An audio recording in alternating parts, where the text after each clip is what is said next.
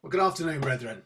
I'm sorry you missed me last week, and there were some that missed me because they sent me emails saying I can't find it.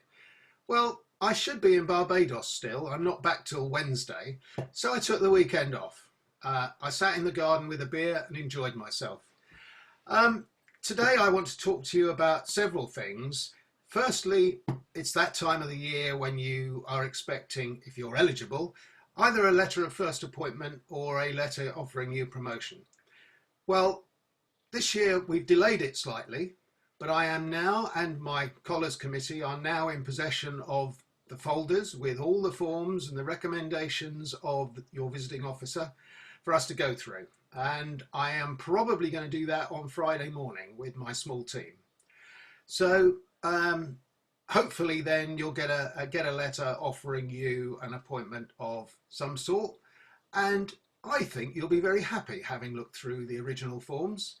So let's move on to Bugle. Bugle has been arriving in your inbox every week. It has been a bit boring. It has been, as somebody once said to me, perhaps above your pay grade. Some things are important, but what's important to me is not important to you, and vice versa. Not in every case, obviously. On Monday, the first rising is coming out. This is, instead of the Bugle, it's coming out again by email to each and every one of you into your inbox.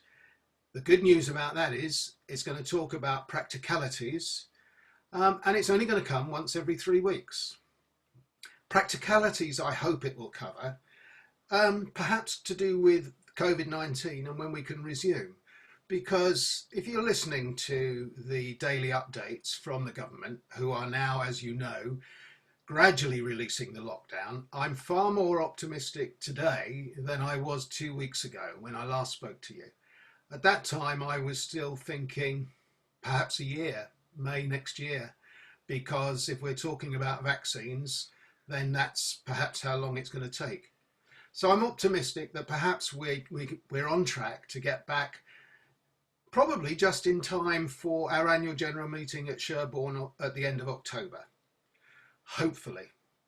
But we'll see what First Rising tells us, and I'll keep you updated in the way things are going. Moving on, talking about the Dorset Masonic Care. The first meeting of the General Committee of the Dorset Masonic Charity was held in September 1881, would you believe?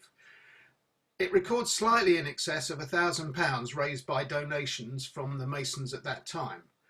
Today, that would represent approximately £120,000 based on the current value of the pound. The charity's aims at that time, 1881, were to provide for the education of poor or deceased Freemasons of the province of Dorset, to relieve and assist aged, sick or infirm Freemasons of the province in necessitous circumstances, and to relieve necessitous widows of Dorset Masons. Why they said necessitous, I don't know, because it's very difficult to say. But since COVID-19 entered and affected our lives, an impressive number of grants have been given by Dorset Masonic Care to worthy non-Masonic support groups who volunteered their time and effort to ease the suffering we learn of on a regular daily basis. However, my intention today is to remind you of the initial objectives of the charity, that of support for our own members and those with a Masonic connection, who, through no fault of their own, are also facing difficulty. You should have received from your Lodge Secretary a copy of Jeff Thomas' originally proposed Chairman's address to the General Committee of DMC at the AGM, which has since been postponed.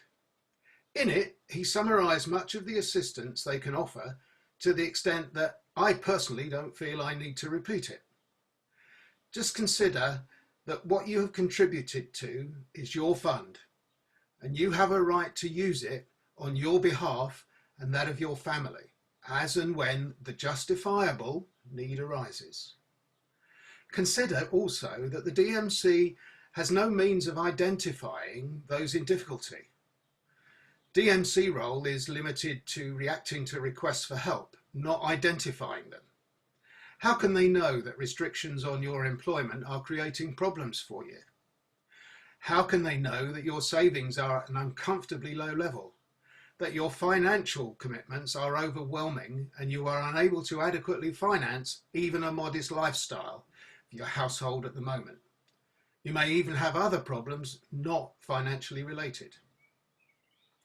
So, what do I do about that as a Mason? The answer is that DMC will only know if you tell them. And if confidentiality is an issue for you, I can assure you that not even I, as Provincial Grand Master, would be privy to your identity. It's down to you. You should already know what it takes to set the ball rolling. If not, email Jeff Thomas or the DMC Secretary, Alan Curley. Either of them will be pleased to put you on the right track, but don't become heavily involved in debt before you feel the need to speak to one of them. Remember also that DMC work very closely with Chris Munden, the Provincial Grand Almoner. Chris has a strong connection with the Masonic Charitable Foundation. Between them, they should be capable of easing your problem. But it all starts with you.